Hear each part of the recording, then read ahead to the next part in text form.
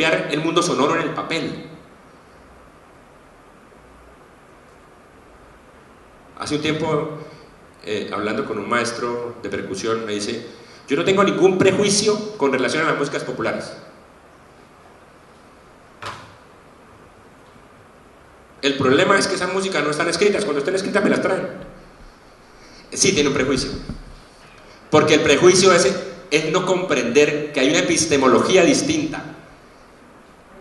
Y que el tema no es que cuando ellas se den cuenta de lo atrasadas que están y de lo que les hace falta ser escritas, vendrán a mí para que yo, en mi amplitud y generosidad, las pueda implementar. No, el tema es justamente al contrario. El tema es cómo entender que dentro de la sensibilidad y las necesidades del músico contemporáneo hoy, el maestro nos hablaba de las migraciones, pero nosotros tenemos unas migraciones internas muy potentes también, que hace que nuestras músicas y nuestros músicos se vean en exigencias muy heterogéneas respecto a sus desempeños.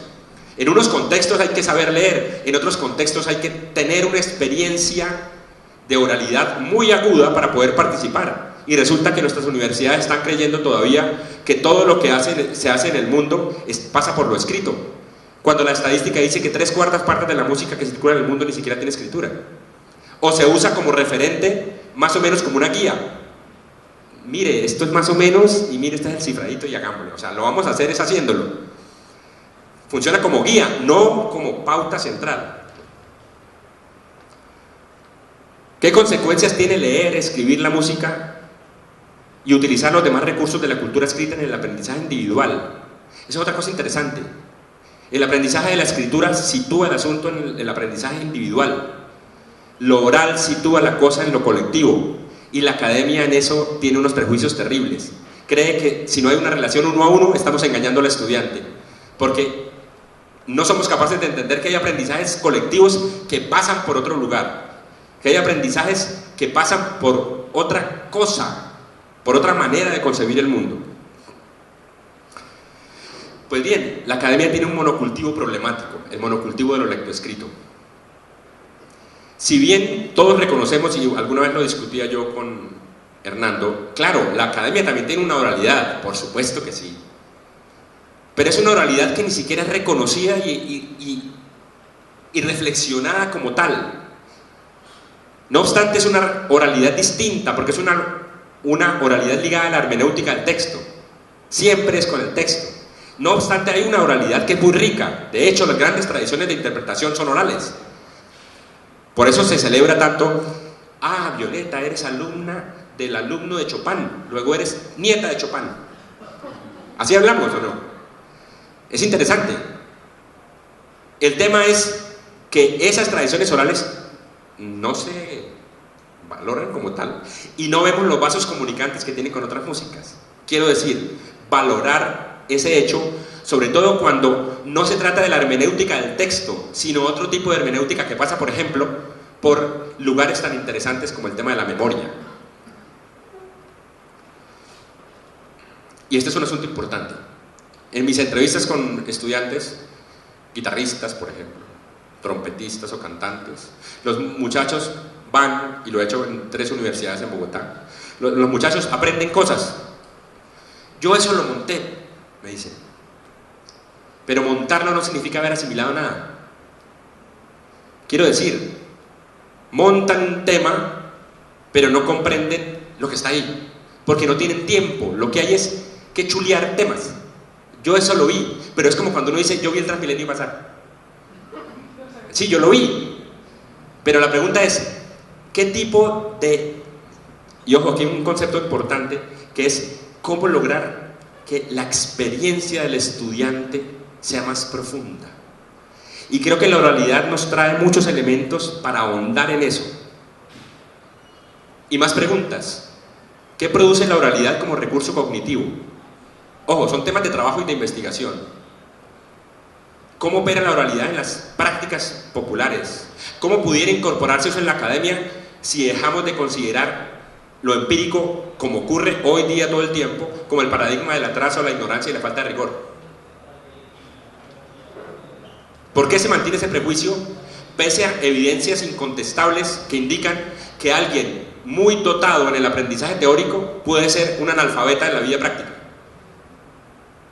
Un analfabeta funcional, llamémoslo para no ser tan... Quiero decir, y también me lo dicen lo dicen con angustia estudiantes, dicen, yo me estoy graduando de pianista. Y es terrible porque yo estoy cada vez más aislado. ¿Cómo así? ¿Qué pasa? No, pues yo toco, pero yo no. En mi casa me dicen, tú eres el pianista, acompaña. No puedo. En los pollitos dicen, el Happy Birthday to you, no sé, la canción que le gusta a su mamá. ¿Por qué? Porque no pasó por ahí la experiencia. A pesar de que tienen los recursos musicales para hacerlo, no hubo la lógica que los ayudara a aproximarse a ese ejercicio del hacer, que pasa por un lugar distinto, por ejemplo, el lugar de la memoria. Y aquí recuerdo una cosa bellísima de uno de mis íconos, que es Joseph Steiner. Joseph Steiner dice, nos está faltando recuperar asuntos que tienen que ver con lo hondo del corazón. Nosotros no tenemos ya nada en la memoria. Qué interesante sería incorporar asuntos de la memoria. ¿Cuántos estudiantes de nuestros conservatorios tienen en la cabeza, en su memoria cosas? Ojo, no en su carpeta, sino en su memoria cosas. Cuando el maestro les da la oportunidad, tóquelo. Qué bonito lo tocas. Ahora, perviértelo, tuércelo, mete tu singularidad, ensúcialo de ti. ¿Qué es lo que pasa con las músicas populares en ese ejercicio colectivo? Empuércalo con tu deseo, es decir, purifícalo desde el otro lado, purifícalo con tu singularidad, regálate la oportunidad de, ojo, de que Chopin no sea una externalidad, sino un pretexto para encontrarte a ti. Una mazurca no es una cosa que ocurrió en el pasado. Una mazurca es una ocasión de reencontrar lo mazurqueable que es mi vida también, porque es una sensibilidad que quizá me pertenece y que puedo actualizar. Ojo, no para no tocar el Chopin histórico también, sino para que esa musicalidad se incorpore de una manera que se acerque más a las exigencias posteriores del mundo real en nuestro contexto. Porque nuestros estudiantes están siendo instrumentistas, salen con la ilusión de ser concertistas a un país donde no hay conciertos, sino que tienen que salir a trabajar en la vida real, y la vida real se parece más a esto que a lo otro. Y en vez de que eso sea un golpe franco y un totazo, que sea más bien la comprensión, y quiero terminar con esto, de que esas dos lógicas en nuestra vida cultural latinoamericana no pueden seguir siendo opuestos. Necesitamos, y yo lo digo de esta manera y me gusta decirlo así, necesitamos empíricos ilustrados, pero empíricos primero, vivenciantes que se ilustran, y no ilustrados que tienen onanismos intelectuales con relación a los temas solamente. Ojo, me parece muy importante que eso exista, pero me parece que para el país que tenemos, en donde nuestro problema con la música no es la riqueza musical, sino que los procesos de formación musical especializan al músico, pero lo alejan de las comunidades. Yo veo cada vez más gente sofisticada, entre comillas, en una noción de sofisticación bastante individualista y bastante autárquica, pero que no saben cómo relacionarse con la gente que tienen. Conozco, y este es otro drama de mi trabajo de campo, que se revela en mi trabajo de campo, que los estudiantes se van volviendo más expertos en su instrumento y se van aislando hasta de su propia familia. Es que mi papá no entiende lo que hago, me volví tan sofisticado que ya nadie puede entender lo que hago. Ya no comparto con nadie porque es que... Y resulta que el tema es justamente el contrario. La pregunta mía no es por cómo formar músicos más sofisticados, sino cómo formar una sociedad musicalmente más sofisticada. Y para eso necesitamos una actitud distinta del músico y una actitud distinta de los procesos de formación.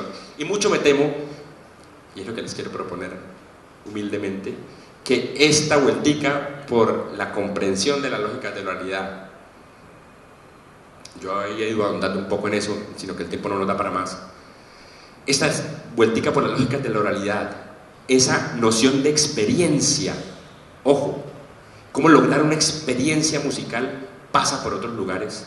Creo que necesitamos reivindicar nuestro mestizaje como un mestizaje también pedagógico, cognitivo, porque hay un tremendo desperdicio de experiencia musical en el país, que la academia no incorpora, pero que está en el corazón de todos los que entramos a la academia a trabajar. ¿Cómo lograr que entrar a la academia no sea una ruptura solamente, sino que sea comprender de una manera mucho más generosa las lógicas que están allí en la gran tradición, pero en la gran tradición también de la vida cotidiana y de las formas de trabajo de aquellos grandes músicos que han hecho la banda sonora de este continente, que es tan potente, que nos tiene aquí, que ha sido tan fuerte, que ha afectado nuestros proyectos de vida. Todos estamos aquí atravesados por eso. Somos víctimas de esa delicia. La pregunta es cómo lograr que eso pase más.